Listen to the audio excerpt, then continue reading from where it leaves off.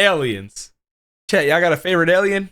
Let's see. Let's talk about hot aliens. I'm feeling extraterrestrial. And today, we'll be ranking this character on a hear me out scale. We'll start with the character that require the least amount of hear me out, all the way to the most. And as always, all I ask is that you hear me out. So let's go. Here are the baddest aliens. First off, we've got Gamora from the Come on, chat. We taking this down, bro. Gamora? Come on, bro. Guardians of the Galaxy. Dude, I'm telling you. Wait. Are we? Have you watched CJ's Conquest video? The yes, most that was part of the process, bro. attractive women are green. Gamora, She-Hulk, the green M&M. Anyway, this one is an easy pick. Of course, she's a baddie. They basically threw some paint on Zoe Saldana and called it a day. She doesn't even look that alien. No Is antenna, she got eyebrows? no tail, Bump the eyebrows. no face, hackers jumping at you. Gamora is basically your regular hot girl. I mean, she has all the ingredients of a hot girl. She got plastic surgery. I meant cybernetic enhancement. She lifts.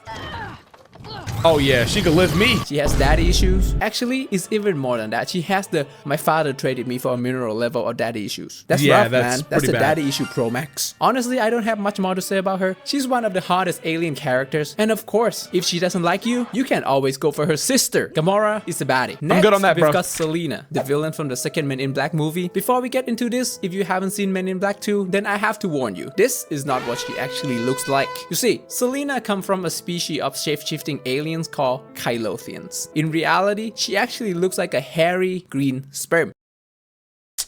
Y'all taking this down? Come on, chat. Y'all taking that down? This right here? Y'all taking that down? Y'all taking this down?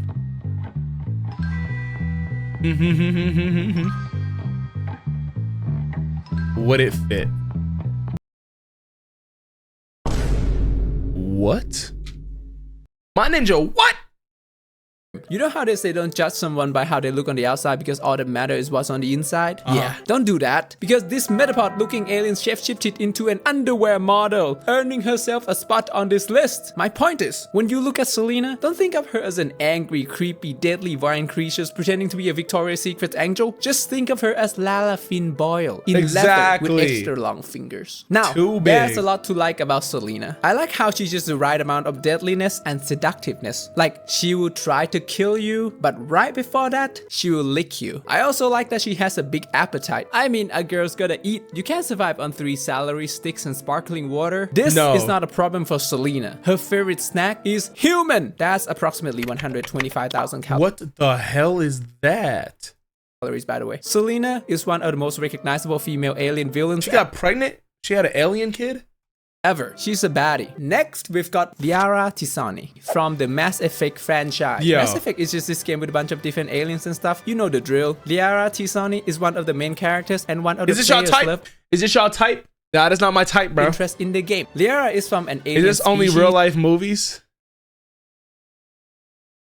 No, I don't know. It's called the No, Asari. nigga, because obviously this Blue skin, tentacle hair, and no ears? The Asaris are considered one of the most respected, influential, and most importantly, attractive people in the Mass Effect universe. Fun fact about the Asari, they are monogendered, meaning her species only have chicks. But that's not all. Because they are monogendered, they have a unique ability to reproduce with both bro got a males pitchfork and haircut? females. Nah, that's insane, And I bro. know what you're thinking, and you are absolutely right, sir. An Asari in a lesbian relationship can and will get knocked up. But wait, there's more. In Asari culture, it is more desirable for them to pair up with a partner from a different species. You know, to diversify their gene pool and stuff. That is why you will see an Asari DTF with a human, a buff turtle, or even this thing. So basically, this photo right there is actually worth it, bro. It's a bunch of open-minded bisexual baddies ready for interspecies relationships. Yo, shout out all my bisexuals, man. Shout out my bisexuals, man. Guess you can call it a hot chick heaven. Now, let's talk about Liara herself. Liara is a researcher, and she's a real bookworm. Well, at least in the first game. Anyway, she's super intelligent. However, she has trouble connecting with people. She can be shy, naive, and socially awkward at times. Do you smell that? That's the smell of BioWare cooking, because these guys just gave us a nerdy alien girlfriend. Hallelujah. Dude, bro, me and my chat all mess with bi sticking people. out of her head. Liara is still hot. I mean, can you pull those? My bad. It's impossible not to be when your mother looks like this. It doesn't get better than this. Liara is a baddie. Next, we've got Supernova from Rick and Morty. Supernova. Spoiler alert for Rick and Morty. She's one of the Vindicators. Nigga, Rick and Morty has spoilers. I thought that shit was like a fucking everyday show of bullshit, bro. I'm gonna keep it real, bro. This is past. Which is this group of super villains who hype each other into thinking they're superheroes. I mean, these people commit murder, genocide, attempted DDing. All my chat is bi. It's either you're bisexual or bi yourself, bro. Let's get it. But the worst crime of all is committed by Supernova by letting million ants call her Titty Beans. Let Titty Bean do this, Snuzzles. Supernova is the most toxic alien girlfriend ever. I mean, she'll cheat on you, get pregnant, and then refuse to keep the baby a DNA test. You are not. Anybody with a brain knows that you should stay away from her. I'm crying. So I thought until I examined her more closely. I really like the way she looks, the glowy eyes, the little planets around her, just her overall purpleness. You see, Supernova is a cosmic being, which means she can do things like levitate, shoot energy beams, I'm sorry, I can't let it. Be allowed to roam the street butt naked. Seriously, she has clothes, she just doesn't wear them. And yes, I know she's crazy and will ruin your life. But you know what? Call me Johnny Depp because I'm about to get myself a space Amber Heard. Supernova is a baddie. Next, we've got Neytiri from Avatar. Okay, this one is pretty self-explanatory. I'm not taking this down, bro. I'm not taking this down, bro. This is probably some of y'all, bro. I'm not taking this down. Why are her waist so tiny, though? Like, they could be... But I'll explain it anyway. We've all seen Avatar. You know what I'm talking about. Neytiri is 8 feet 7 inches of 8 pure feet 7? Yo! Tribal attraction. She's from a species called the Navi. And I'm no, they're not down. too tall. Why do you think the WNBA still exists?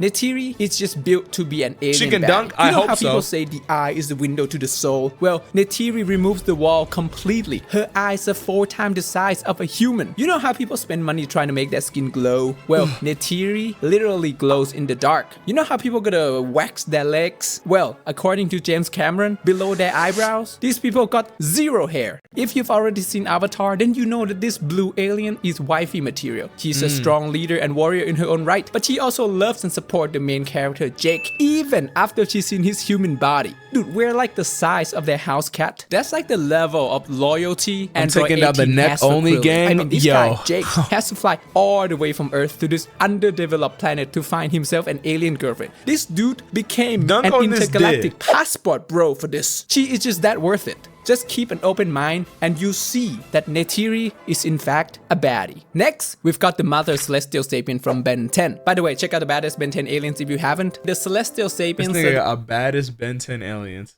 The most powerful beings in Ben 10. This guy can change reality at will. The Mother Celestial Sapien appears in this one episode when this dude tried to absorb their power, standing at 120 feet tall, 36 measurements measured in kilometer, and pregnant. The Mother Celestial Sapien might just literally be the largest MILF. Now, she has a very minimalistic design, which I like. 3 horns, 2 eyes, and pretty much nothing else. The lack of unnecessary details allow you to focus on what matters. Her reality, bending, thickness. But it's not all rainbow and sunshine. You see, before a Celestial Sapien can use their power, they must convince the 2 personalities inside their head to agree with each other, which they rarely ever do. Like, you're gonna need a Saul Goodman level of negotiation skills to talk this guy into doing anything. They argue so much that by the time a Celestial Sapien can perform an action, a millennia has already passed, which is the same amount of time it takes for your girl to decide what she wants to eat anyway. So it's not too bad. Dude, Dr. Paradox have to hide Nah, facts, bro. Facts, bro. Nah, bro, we all got girlfriends in this chat, dog. This guy away outside of the universe so nobody can steal their power. And so that Grandpa Max wouldn't try to rizz it up. And yes, she makes me want to get sucked into a black hole. The Mother Celestial Sapien from Ben 10 is a baddie. Next, we've got Viper from XCOM 2. Okay, first of all, I have to make it clear. I'm not into snakes and scales and stuff. However, despite Viper looking like cobras with guns, these aliens are just so iconic with so many interesting qualities that I have to add them here. I mean, this guy got the whole XCOM community in a chokehold. That's and in all case you know, XCOM 2 is this turn-based game. You know, alien invades Earth, XCOM fights back. Viper is one of the enemies in the game. Now, credit where credit is due. Firaxis Studio has managed to give a snake an hourglass shape. That's no easy task. You know how thick you gotta be to have no legs and still got hips? This guy know exactly what they're doing, okay? There is absolutely no reason for Vipers to have these. They're not mammals. They don't need to milk the young, and it doesn't end there. Even their fish was that moves visual? are kind of romantic. We've got the cuddles, the French kiss, and my personal favorite, the spit. By the way, according to the lore, these guys are completely alien. They share no DNA with Earth snakes whatsoever. But just in case, I would still bring one of these. Next, we've got Madonna. Lastly, we've got the Symbiotes from Marvel, specifically when they bond with a female.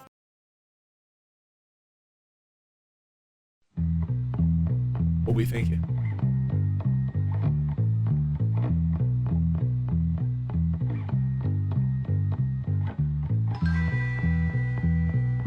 Tongue game crazy. She can lick the booty hole from the front, bruh.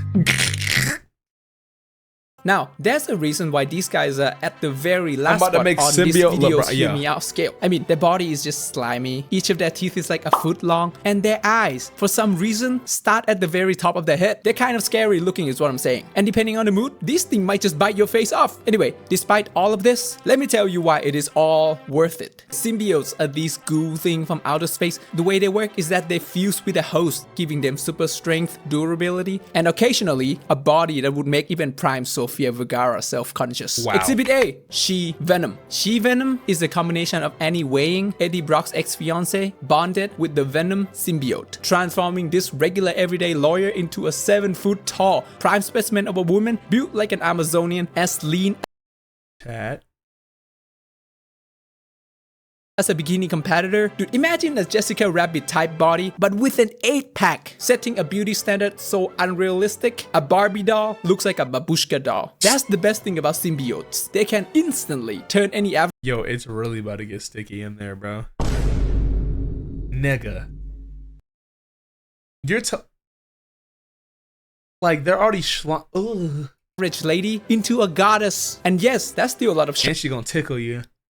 sharp teeth, but that tongue has got to be at least 2.5 Pringles can. I mean, can it get any better? Well, yes it can. Exhibit B, Agony. Agony is a combination of another lady bonded with an offspring of Venom, giving us this purple symbiote. That's right, this thing come in multiple colors. That's the reason Agony is a fan favorite symbiote. She's basically a pinkier she-Venom that uses hair conditioner. Oh yeah, your eyes are not deceiving you. This lady comes with a full head of hair. Symbiotes don't have to be bald, my friend. She even appears in the last Venom movie. They made her a speedster in that movie, which is fine, but previously she had the ability to shoot acid, so she can melt your face and your heart at the same time. Another thing about symbiotes is that they amplify the darkest desires of the hosts, making them bolder, angrier, and crazier, which brings me to Exhibit C, Scream. Scream is a combination of a schizophrenic Chat.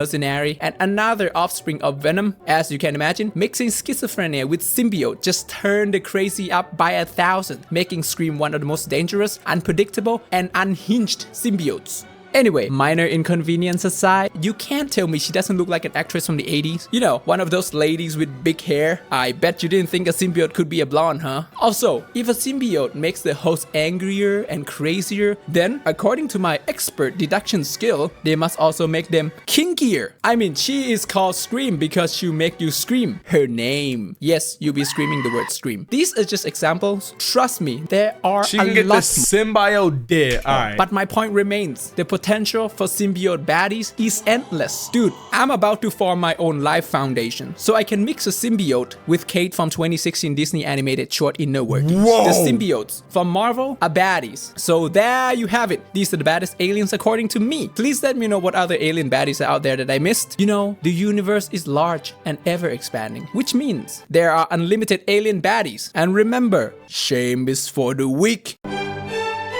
Yo, what do y'all think, bro? No, Starfire? That's an alien, technically? Is it? Is Starfire an alien?